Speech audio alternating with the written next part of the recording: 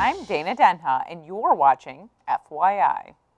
Ann Arbor Active Against ALS was at it again as they hosted an event that centered around the Dine and Dash to raise awareness for the disease made famous by Lou Gehrig. The 9th annual Twinkie Run had people lacing up their running shoes while at the same time loosening their belts. This is a 5K race fundraiser for ALS. It's a Twinkie Run 5K around Gallup Park. At the start, you can choose to eat a Twinkie, and if you eat a Twinkie, you get a minute off of your time. And then on your second lap, you can decide to eat a Twinkie if you want as well. And if you do, you get another 60 seconds off your lap. The race promotes a healthy, active lifestyle while also embracing the sweeter side of life. Okay, she's taking a picture. I won the 70 and up age group, but I did consume Twinkies, so I got a little bit of a time handicap, which I think was very helpful to me. We've had folks run in the 15-minute range and not eat Twinkies. We had folks that ate the Twinkies and beat the one with the fastest time, so it makes it kind of fun.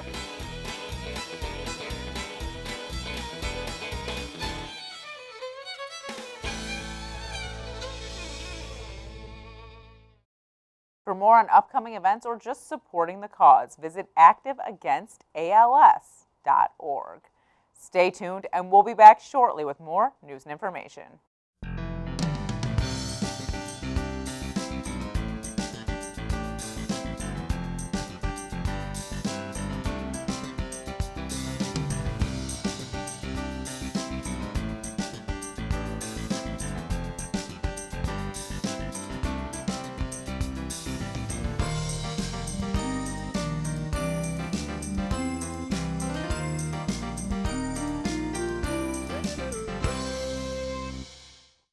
Some high schoolers got a lesson in art appreciation as they uncovered their own talent and that of the students around them. Huron High School Art Night welcomed all as they hosted an evening for artists. Every student that is enrolled in an art class, which is about 300 kids, has at least one art piece on display. And then we're also having an open house of our studios, and there's student demos of various art methods. You will see lots of drawings and paintings, ceramics, jewelry, multimedia, mixed media. We have graphic design, photography, both digital and darkroom. So we show something from all of our class offerings. Students explore their creativity throughout the year to illustrate the best of their talent during Art Night. It's one of my favorite pictures of myself, so I just decided to do it. It was challenging at first to do the face in general, but at the end I pushed through it and I got.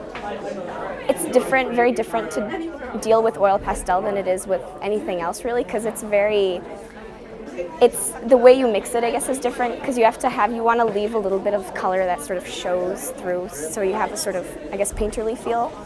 Not only do we get to foster a love of the visual arts among our students, our education is such an integral part of students learning other life skills such as creative problem solving and perseverance, trial and error, risk-taking, and of course personal expression and creativity. To see students proud of their work, to see them walk up to their work with their grandparent or their brother or their mom and just say, I did this, this is my work, and it's in this setting, and it just makes them feel special. It's that time of year where you should bring your bike out of retirement. But before those wheels hit the pavement, we have some tips to keep you safe while navigating our streets in this month's City Roundup in 60.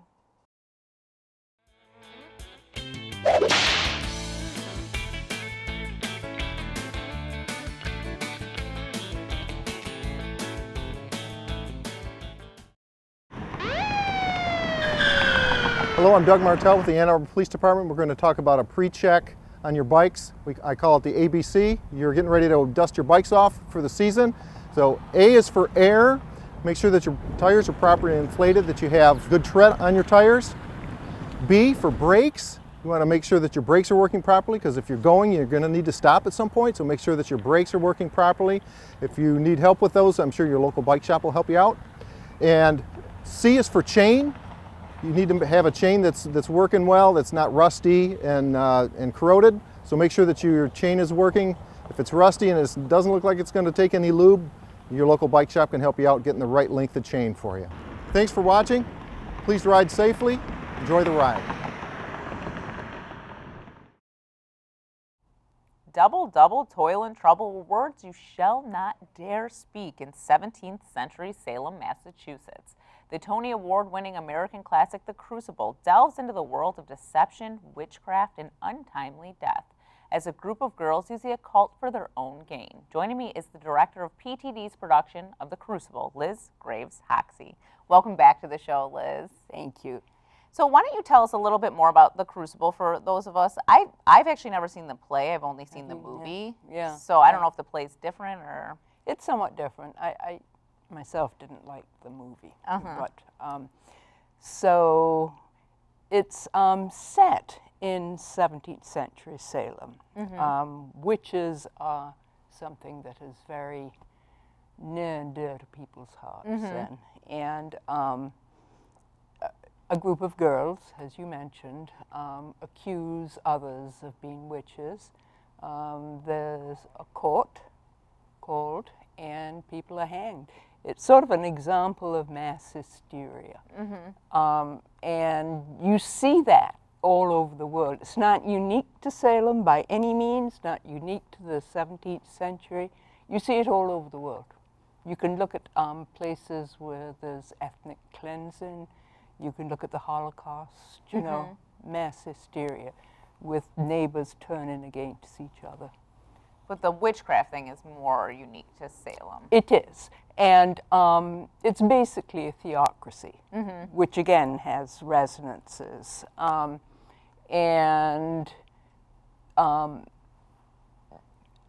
They consider that witches are written about in the Bible.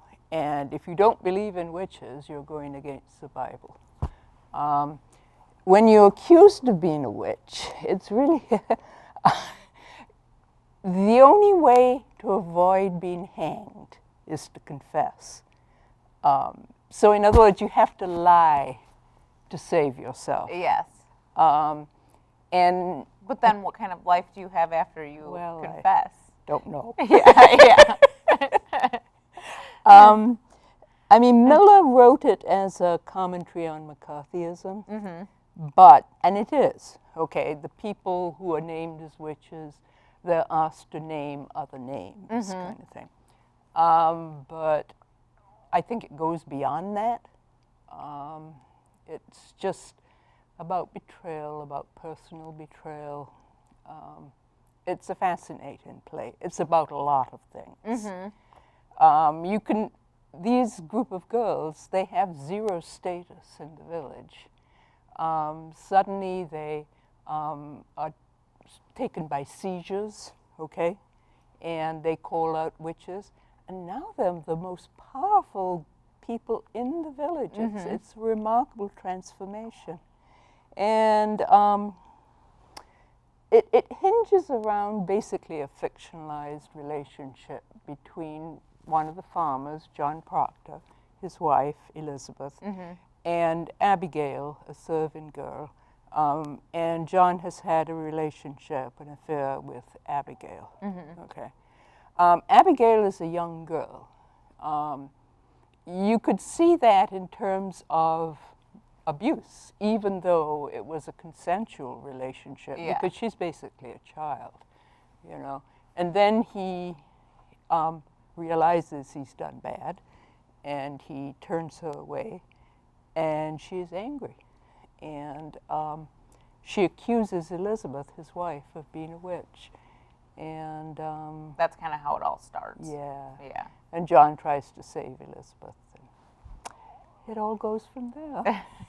Do you find, because obviously this is a well-known story, maybe not, like I said, maybe not everyone's seen the play, but like it's always like played off of on TV shows. It was on a Simpsons episode. Sabrina the Teenage Witch did it. Like I know I've seen Witch Hunt. Yeah. Yeah, I've seen it multiple times play out. Do you find that to be challenging when doing something like The Crucible? No. It is a period piece, okay, and we do have a nod to period costumes and stuff like that. But I think it's a universal play. And that's what I've tried to emphasize, the universal aspects of it. You know, like usually PTD does very beautiful, realistic sets. Yeah. This is not a realistic set. Basically, the light setup is the set. Okay, so it's like dramatic, like yes. Yeah. And we're playing on shadows of people wandering around. So we're not necessarily going to see like the courtroom in it, or Well, I mean, you know, you will see a place that represents a courtroom, but it won't be in detail kind of thing. Yeah.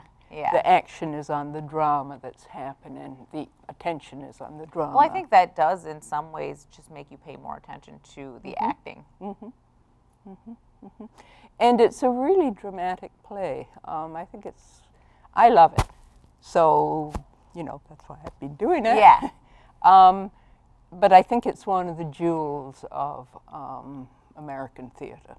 You know? Well, and I think that it's definitely taking sort of a different direction than PTD normally takes. I feel like PTD does enjoy humor in their productions. Yeah. So this is kind of a turn. Yeah. It's total drama. It's not a comedy. There are moments, however, when you can pull a little bit of humor out of it. So, you know, I try to take advantage of that. Sure. Well, everyone needs a little laugh when it's a little heavy, you know. Yeah. When is the show? It opens May 10th, and then it runs the 8 shows. So it goes through Saturday through Sunday, then starts up again the following Wednesday, and ends the Saturday. And then tickets, you can go on the website to get them. You get them at the door. You can get them at the door. Yeah. Yeah. So, and you have plenty of chances to see it, too. Yes. Yes. Did you want to mention anything about the cast that you're currently working with on the show? It's a big cast. Yeah. There are actually 18 people. Wow, that is a large cast. It's a large cast. It's the largest I've ever worked with. Yeah. Yeah. And it's a wonderful cast. They're very enthusiastic, very into it. It's interesting. The last good-sized cast I worked with was August Osage County, and that was 13. Last year. And you know, I was curious as to whether it would be a great deal more work to work with 18, and it is. Well, yeah, I mean, I think when you're talking numbers like that with people in a play, even adding 5 to it is a lot, because you're working with people's schedules and trying to figure everything out. Exactly. And people get sick, and people have car crashes. You know, just life. Yes. Yeah. Yes. So why don't you tell people why they should come see Liz's version of the Crucible? Well, because you'll be glad you did it. Yeah. Because it's a wonderful, wonderful drama. It just grips you right from the beginning. And even though it's a little bit down, I think the end is sort of redeeming, because Proctor redeems himself, kind of thing. You know? And I think you'd enjoy it. All right. Well, thank you so much for coming on the show. Thank you. For more on this and other programs, visit a2gov.org/watchctn. Thanks for watching, and tune in next time to FYI.